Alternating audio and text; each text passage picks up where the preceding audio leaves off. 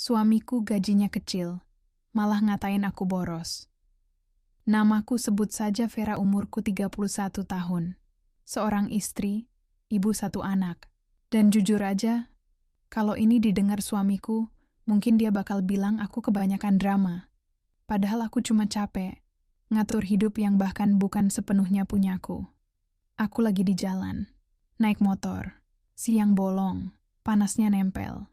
Bukan cuma di kulit, tapi di kepala. Lampu merah lagi, berhenti lagi. Kadang aku mikir, hidupku tuh mirip kayak gini. Jalan, berhenti, nunggu izin buat lanjut. Seorang istri dan seorang ibu. Status yang kalau dilihat dari luar, kelihatannya aman, lengkap, rapi, suami kerja. Aku di rumah, nggak ada yang kurang, kata orang. Nggak ada yang perlu dikeluhkan, katanya. Tapi aneh ya, kenapa tiap berhenti di lampu merah kayak gini, dadaku malah berat. Aku sering mikir, apa hidup yang aman itu memang harus selalu bikin kita diam? Atau aku cuma terlalu banyak mikir karena terlalu sering sendirian di kepala sendiri? Kadang aku pengen cerita, tapi nggak semua hal bisa diceritain keras-keras. Ada pikiran yang cuman aman kalau dipendam. Kalau ini didengar suamiku, mungkin dia bakal bilang aku lebay, atau drama, atau kurang bersyukur. Padahal aku cuma lagi nyoba jujur sama diriku sendiri. Tentang rasa lelah yang enggak kelihatan. Tentang tanggung jawab yang enggak pernah benar-benar selesai. Lampu masih merah. Dan aku masih di sini. Nunggu. Entah lampu hijau yang nyala duluan, atau pikiranku yang akhirnya berhenti berputar. Dulu, waktu baru nikah, hidup kami kelihatannya ringan. Bukan karena banyak uang, tapi karena belum banyak hitungan. Kami sepakat sederhana. Nggak muluk-muluk, nggak banyak tuntutan. Dia kerja. Aku ngatur rumah, ngatur uang. Pembagiannya jelas. Setidaknya, itu yang aku pikir waktu itu. Dia bilang, aku nggak ngerti soal keuangan. Kamu aja. Aku ingat nada suaranya. Santai, percaya. Dan jujur aja, aku suka rasa itu. Rasa dipercaya, rasa dibutuhkan, rasa punya peran. Aku mulai nyatet pengeluaran, beli ini, tunda itu, hitung sisa, ngira-ngira bulan depan. Bukan karena pelit, tapi karena pengen aman. Dan tiap kali dia nurut, tiap kali dia bilang, ya udah, terserah kamu, aku ngerasa, kami ini satu tim. Aku di belakang layar, dia di depan. Kelihatannya seimbang. Dan aku senang, karena akhirnya hidupku punya fungsi yang nggak bisa digantikan sembarang orang. Waktu itu aku pikir, selama aku yang pegang kendali, semuanya bakal baik-baik aja. Entah kapan mulainya. Aku nggak pernah bisa nunjuk tanggal pastinya. Mungkin sejak gajinya mentok di situ-situ aja. Nggak naik, nggak turun. Tapi bebannya kerasa nambah. Perubahannya nggak langsung. Pelan. Hampir nggak kelihatan. Awalnya cuma nada. Pertanyaan yang diselipin sambil bercanda. Ini buat apa? Yang kemarin bukannya udah beli ya? Bukan marah. Cuma nanya, katanya. Tapi lama-lama, pertanyaannya jadi kebiasaan. Yang dulu dia lewatin, sekarang dia perhatiin. Yang dulu dia percaya, sekarang dia hitung. Aku masih inget rasanya. Bukan tersinggung, lebih ke nggak nyaman. Kayak lagi diperiksa di rumah sendiri. Padahal dulu, aku bisa beli bensin tanpa perlu mikir. Bisa ngambil rokoknya tanpa rasa diawasi. Sekarang, semua ada catatan, semua ada komentar. Dan setiap kali aku bilang, tenang, aku yang ngatur. Dia cuma diam. Diam yang beda. Bukan percaya, tapi nahan sesuatu. Di titik itu, aku mulai sadar. Yang berubah bukan cuma jumlah uang, tapi cara dia ngelihat aku. Dan sejak saat itu, aku nggak pernah lagi ngerasa sepenuhnya sendirian di rumah. Aku nggak masak, nggak nyapu, nggak nyuci. Kalau dengarnya kayak keras, mungkin iya. Tapi hidup nggak sesederhana itu. Aku percaya satu hal. Ibu rumah tangga itu bukan pembantu. Bukan orang yang harus selalu sigap setiap ada piring kotor atau lantai berdebu. Ada ART. Datang pagi, pulang sore, dan suamiku juga tinggal di rumah ini, makan di sini, pakai baju bersih dari sini. Aku cuma pengen pembagian yang adil. Itu aja. Anak, kadang aku yang ngurus, kadang aku titipin ke Mbak. Bukan karena aku nggak sayang, tapi karena aku juga butuh jeda. Orang sering mikir, di rumah itu santai. Padahal justru di rumah, kepala nggak pernah benar-benar istirahat. Ngitung belanja, ngatur jadwal, mikir besok bayar apa. Capeknya nggak kelihatan, nggak ada jam pulang, nggak ada lembur yang bisa dihitung. Dan lucunya, justru hal-hal kecil yang sering bikin suasana berubah. Piring yang ditinggal, baju yang nggak langsung masuk keranjang, nada suara waktu nanya, belum diberesin. Aku biasanya cuma jawab pendek. Atau nggak jawab sama sekali. Bukan karena marah, aku cuma lagi nahan. Karena kalau semua harus dijelasin, rasanya aku bakal makin capek. Dia pulang kerja, mukanya capek. Aku bisa lihat itu. Dari cara dia buka sepatu. Dari napasnya yang panjang sebelum duduk. Aku ngerti. Aku benar-benar ngerti. Tapi anehnya, capekku jarang dihitung. Aku capek ngatur uang yang jumlahnya segitu-segitu aja. Capek mikir, ini dibayar sekarang atau ditunda. Capek muter otak biar semuanya kelihatan baik-baik saja.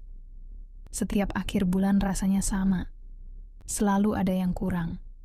Dan entah kenapa, aku yang pertama kali ditanya.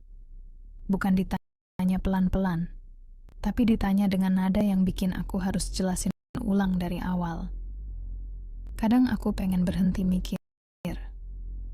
Sebentar aja. Scroll HP. Lihat barang-barang kecil yang rasanya bisa bikin napas lebih lega. Bukan barang mahal. Cuman hal remeh yang bikin aku ngerasa aku masih punya diri sendiri. Check out.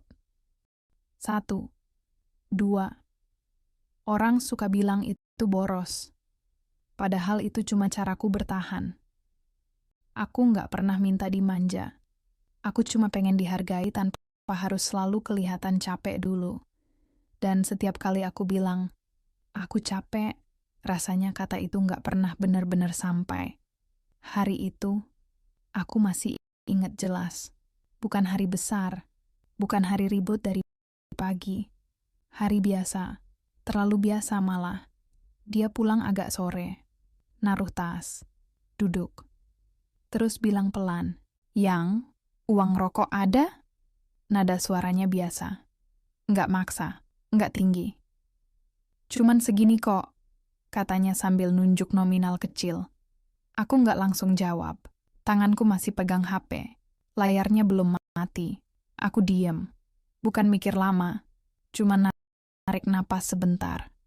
Terus aku bilang, pelan juga. Kalau semuanya minta segini, ya habis. Aku pikir itu masuk akal. Realistis. Dia nengok. Nadanya berubah sedikit. Bukan marah. Tapi ada yang keangkat. "Lah, kamu tiap minggu belanja online." Kalimat itu kena di tempat yang nggak enak. Aku ketawa kecil. Refleks. Bukan karena lucu. Terus aku jawab, "Itu buat aku. Aku kan yang ngatur semua." Aku bilangnya tenang. Nggak emosi. Nggak bentak. Tapi setelah itu, udara di rumah berubah. Bukan ribut. Justru sunyi. Kayak motor yang masih jalan. Tapi bensinnya udah mau habis. Nggak langsung mati. Tapi semua orang tahu. Sebentar lagi bakal berhenti. Dan sejak percakapan pendek itu, aku sadar, ini bukan lagi soal uang rokok. Ada sesuatu yang lagi ditarik, pelan, dari dua arah yang beda.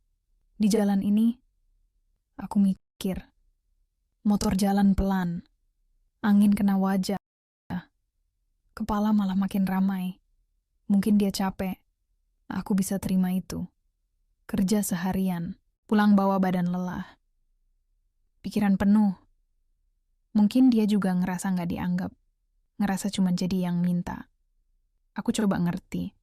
Serius. Tapi di sisi lain, aku juga punya alasan. Kalau aku nggak tegas, semua bakal kebablasan. Sedikit-sedikit minta. Sedikit-sedikit nambah. Ujungnya sama.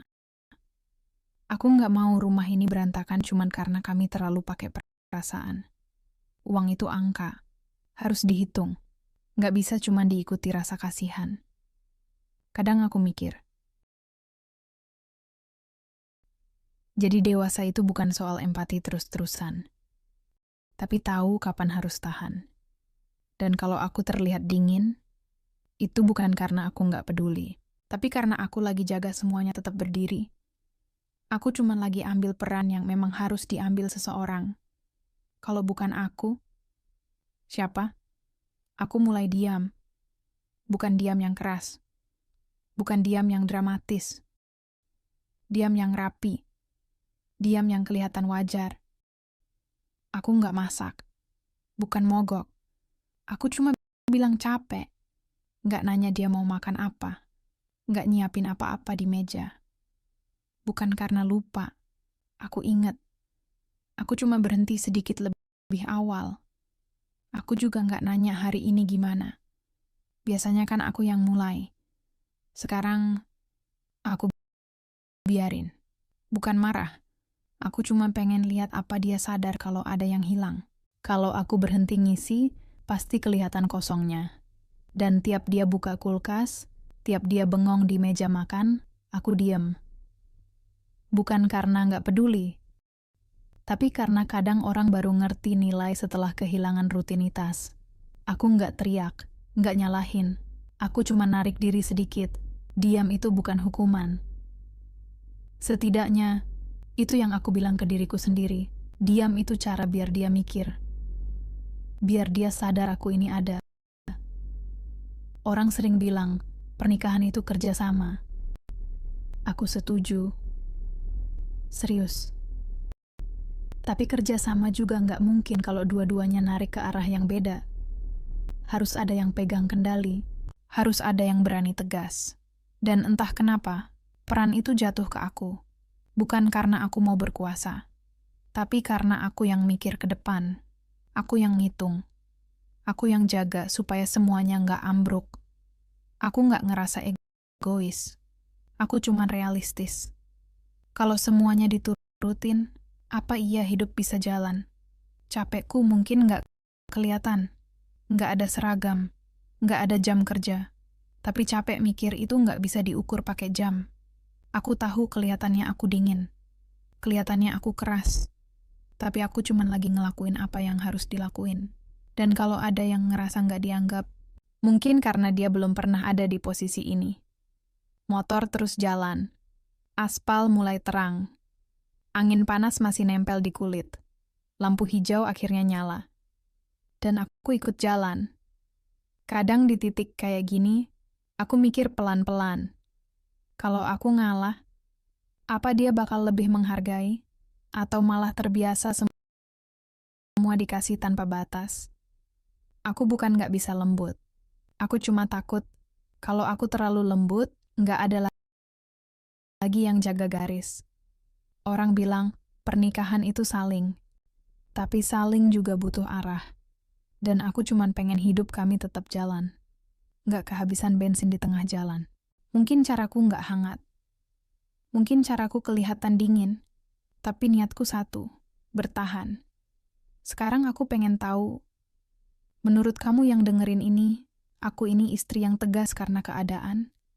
Atau sebenarnya, aku cuma terlalu jauh ngatur hidup orang lain?